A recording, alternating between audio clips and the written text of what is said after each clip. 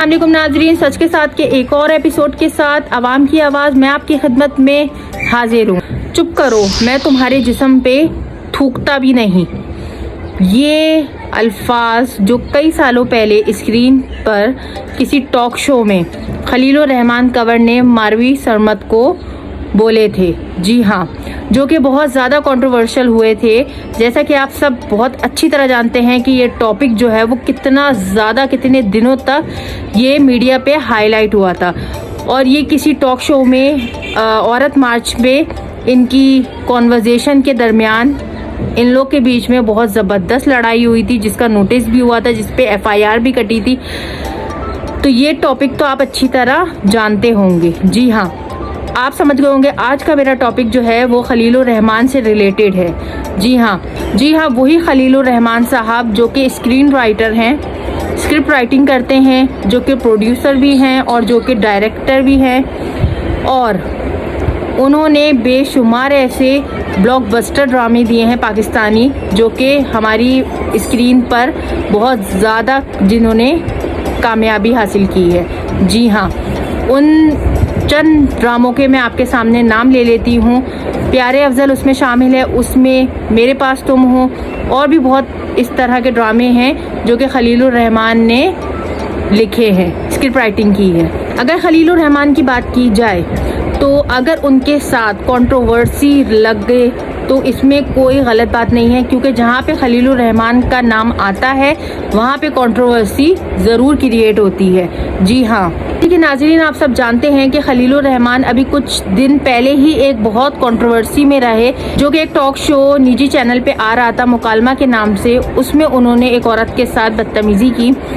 उसमें वो बहुत ज़्यादा कंट्रोवर्शियल रहा उनका, वो ख़त्म नहीं हुआ था तो एक और कंट्रोवर्सी उनके लिए, और इस दफ़ा की कंट्रोवर्सी जो है वो उन पे बहुत ज़्यादा भारी पड़ गई है। जी हाँ, खलीलुर रहमान का किडनैप हुआ, उनको यरगमाल बनाया और उनको फिज़िकली मेंटली टॉर्चर करा।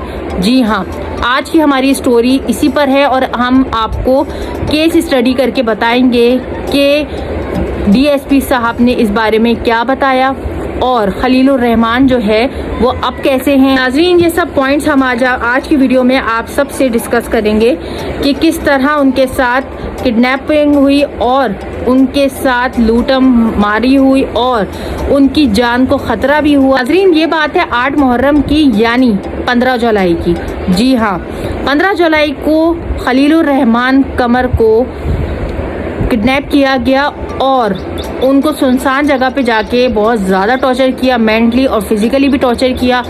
उनसे 2,83,000 रुपये की रकम वसूल की गई और फिर उसके बाद उन पे फायर भी हुआ, जो कि अनएक्सपेक्टली वो के फायर उनको नहीं लगा और वो बच गए।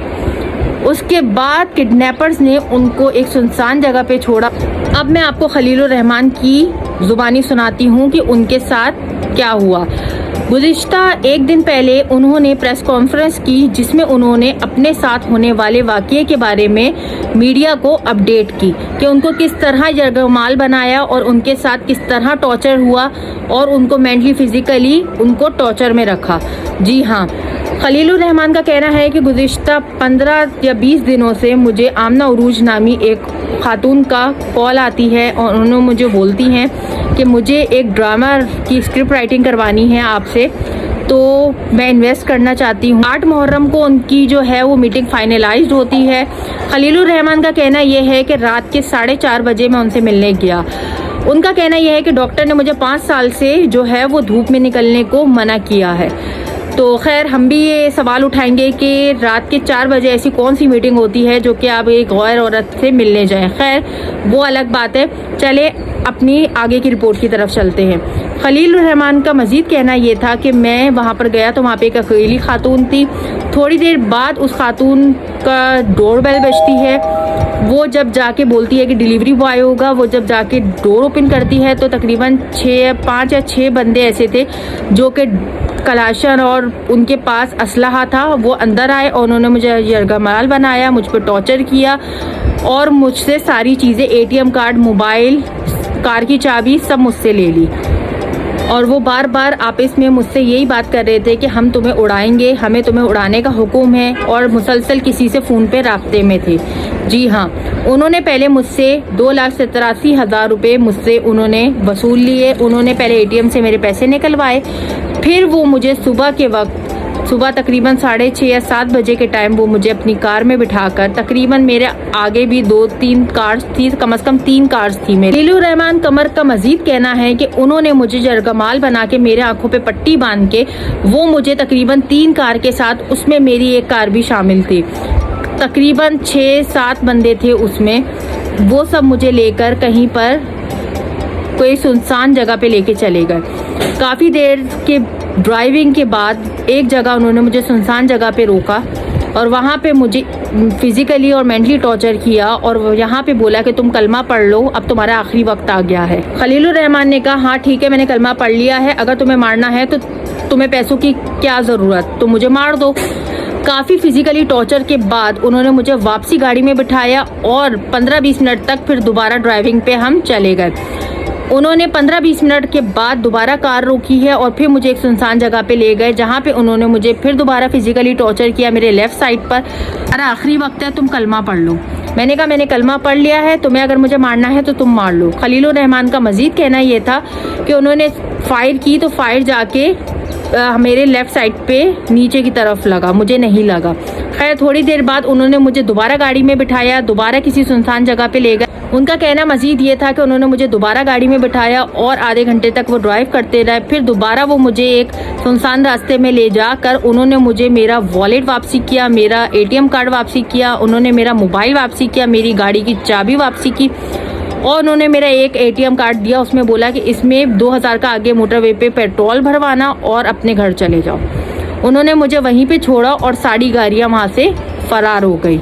जी तो नाजरीन, खलीलुर रहमान का मज़ीद ये कहना था कि मेरा उस औरत से कोई ताल्लुक़ नहीं था।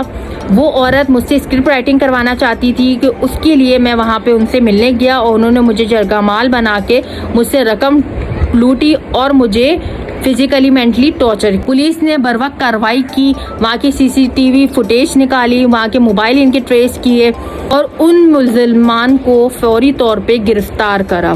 तकरीबन पुलिस ने 10 से 12 लोगों को गिरफ्तार किया है। ये एक पूरा गैंग था जो लोगों को ट्रैप करके पकड़ता है और उनसे रकम का मुतालबा करता है।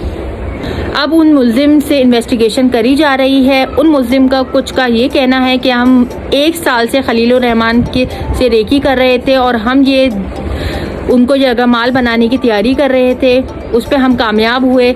लेकिन अभी मज़ीद उनका कोई इस तरह का बयान नहीं आया कि उनका पर्पस क्या था, क्या नहीं था।